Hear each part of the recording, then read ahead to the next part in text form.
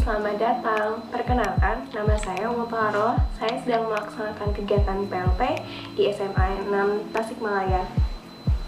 Kali ini saya akan menyampaikan materi tentang potensi dan persebaran sumber daya pariwisata di Indonesia. Nah, ada baiknya sebelum kita memulai pembahasan kali ini, kita berdoa dulu menurut kepercayaan masing-masing. Berdoa dimulai ya. Nah, berdoa dicukupkan.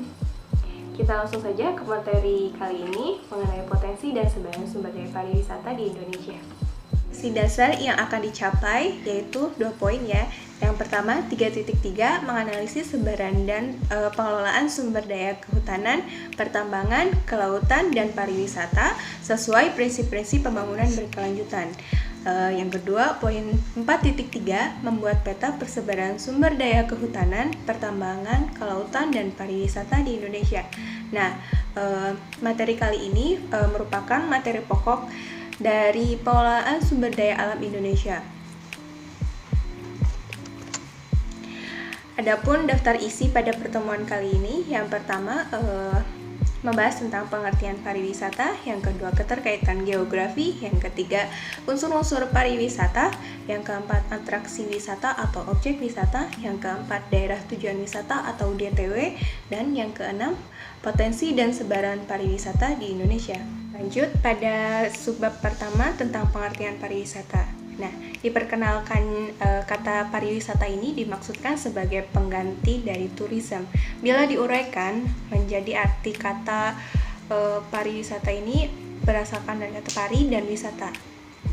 Nah, kedua bahasa ini berasal dari bahasa Sanskerta. Akan berarti pari ini sebagai seringkali, barangkali, atau berkali-kali. Dapat juga diartikan sebagai umum. Nah, wisata ini artinya pergi. Kata kerja dari to go ataupun bepergian. Nah, bila digabungkan, pariwisata ini berarti beberapa perjalanan yang dilakukan secara bersambung atau berantai dari satu tempat ke tempat berikutnya dan diakhiri di tempat keberangkatan atau perjalanan keliling. Pengertian lain dari pariwisata ini adalah perjalanan dari satu tempat ke tempat lain yang bersifat sementara dilakukan secara perorangan ataupun berkelompok sebagai suatu usaha mencari keseimbangan atau keserasian dan kebahagiaan dengan lingkungan hidup dalam dimensi sosial, budaya, alam, dan ilmu. Nah, potensi wisata ini adalah sumber daya alam yang beraneka ragam dari aspek fisik dan hayati serta kekayaan budaya manusia yang dapat dikembangkan untuk pariwisata. Sumber daya pariwisata dapat diuraikan sebagai unsur-unsur lingkungan alam atau yang telah diubah oleh manusia yang dapat memenuhi keinginan wisatawan. Ini menurut Shafid Vandeli.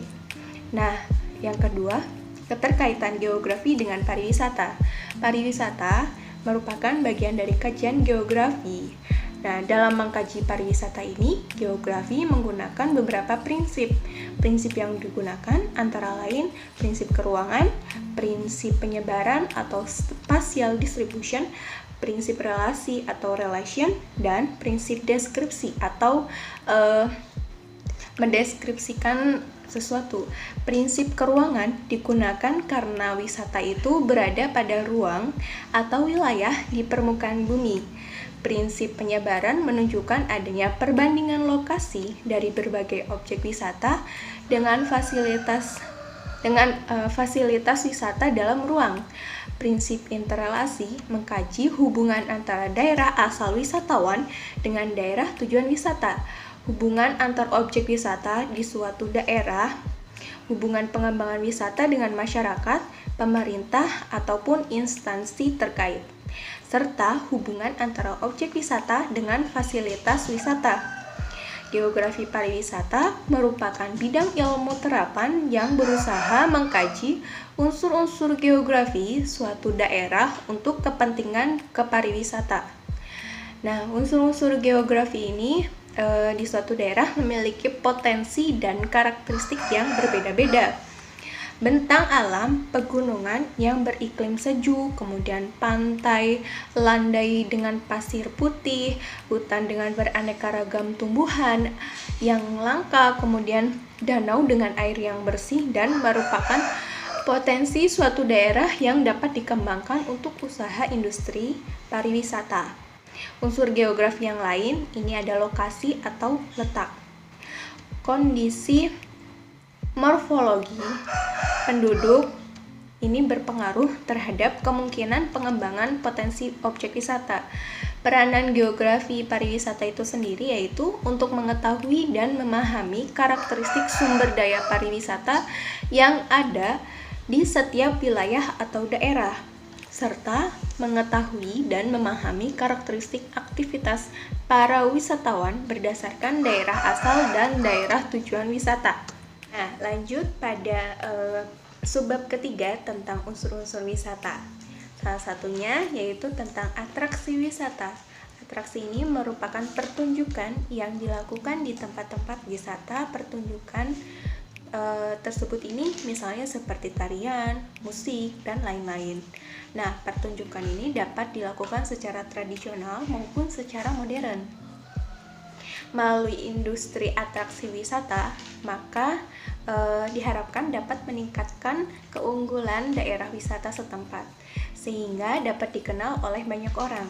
Ada 3 dari bentuk atraksi wisata ini. Yang pertama tentang objek wisata alam atau natural resource. Bentuk objek wisata ini berupa pemandangan alam. Objek wisata biasanya berwujud pada lingkungan. Contohnya pegunungan, hutan, pantai, ataupun lingkungan hidup yang berupa flora dan fauna. Yang kedua ada objek wisata budaya atau natural resource. Bentuk dari wujud objek ini itu lebih banyak dipengaruhi oleh lingkungan ataupun kehidupan manusia, seperti tarian tradisional, ataupun kesenian, upacara adat, maupun upacara keagamaan. Yang ketiga tentang objek buatan manusia atau man-made resource. Bentuk dan wujud objek ini sangat dipengaruhi oleh aktivitas manusia. Wujudnya berupa museum, tempat ibadah, dan kawasan wisata seperti konsep dalam Taman Mini Indonesia. Unsur selanjutnya ada Biro Perjalanan.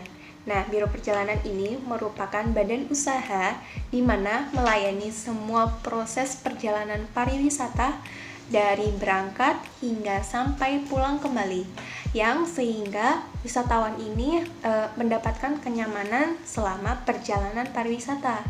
Selanjutnya ada akomodasi. Akomodasi di sini lebih ke tempat tinggal ataupun tempat menginap. Banyak sekali pilihan menginap yang dapat dipilih ketika perjalanan wisata. Misalnya tempat tersebut ini seperti hotel, perkemahan, ataupun motel dan lainnya. Saat ini semakin berkembang tempat untuk menginap, terutama dalam segi fasilitas dan berbagai macam kebutuhan seperti makan dan minum ataupun fasilitas olahraga dan fasilitas lainnya. Nah, selanjutnya ada transportasi. Industri pariwisata yang satu ini merupakan industri yang menyediakan jasa angkutan. Jasa transportasi ini mulai dari angkutan darat, laut, ataupun udara. Pengelolaan jasa angkutan banyak sekali yang dikelola oleh pihak swasta maupun pemerintah. Jasa ini sangat berpengaruh bagi bidang pariwisata karena dapat mempermudah untuk mencapai tempat tujuan wisata. Saat ini banyak sekali jasa-jasa yang ditawarkan, terutama dengan harga yang terjangkau. Selanjutnya ada jasa boga dan restoran, merupakan fasilitas dalam bidang makanan dan minuman ketika pariwisata. Saat ini industri jasa boga dan restoran ini sangat menguntungkan karena dalam setiap wisatawan pasti selalu membutuhkan makanan dan minuman. sehingga mereka pasti membelinya serta ingin mencoba berbagai jenis makanan ataupun minuman yang ditemui di daerah setempat.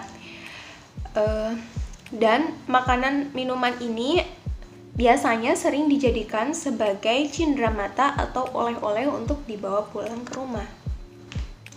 Nah, yang terakhir ini ada 2 tentang money changer. Money changer ini merupakan tempat untuk menukarkan uang asing. Tidak hanya dapat dilakukan melalui bank saja, namun kini tersedia money changer di berbagai wisata, utamanya di daerah tempat wisata, sehingga diharapkan dengan adanya money changer ini akan ada banyak wisatawan dari luar negeri untuk datang ke daerah wisatawan tersebut. Yang terakhir ada cenderamata atau oleh-oleh. Industri cenderamata ini sangat menjanjikan. Kenapa? Karena di tempat wisata, setiap pengunjung atau wisatawan pasti selalu ada keinginan untuk membeli atau membawa pulang oleh-oleh ke daerah asal untuk sebagai buah tangan bagi mereka yang ingin mengingat kembali nantinya bahwa mereka itu dulu pernah datang ke daerah wisata tersebut. Subbab selanjutnya mengenai daerah tujuan wisata atau DTW. Dalam DTW ini ada 3 unsur utama yang harus dipenuhi dalam daerah wisata.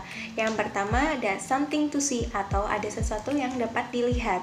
Nah, yang kedua ada something to do atau apa yang dapat dilakukan di tempat wisata tersebut. Nah, yang ketiga ada something to buy. Something to buy ini lebih ke cenderamata atau oleh-oleh yang dapat dibeli dari tempat wisata tersebut. Menurut Oke Ayati, ada beberapa hal yang dapat menarik orang untuk berkunjung ke suatu daerah tujuan wisata. Nah, beberapa di antaranya itu benda-benda yang tersedia dan terdapat di alam semesta atau natural amenities. Misalnya, iklim, bentuk tanah, dan pemandangan, kemudian ada hutan belukar, fauna dan flora, serta pusat-pusat kesehatan atau health center. Nah, adapun yang lainnya seperti hasil ciptaan manusia atau man-made supply, misalnya momentum sejarah, sisa peradaban masa lalu, acara tradisional, ataupun rumah ibadah. Yang terakhir ini ada tata cara hidup masyarakat atau the way of life, misalnya upacara keagamaan. Nah, sejak tahun 2017, pemerintah membuat program tentang Wonderful Indonesia. Nah, dari program ini diharapkan pariwisata yang ada di Indonesia akan lebih dikenal di mancanegara. Potensi wisata adalah sumber daya alam yang beraneka ragam dari aspek fisik ataupun hayati serta kekayaan budaya manusia yang dapat dikembangkan untuk pariwisata. Sumber daya wisata dapat diuraikan sebagai unsur-unsur lingkungan alam atau yang telah diubah oleh manusia yang dapat memenuhi keinginan wisatawan. Nah, pariwisata dibagi menjadi 2. Yang pertama, wisata alam.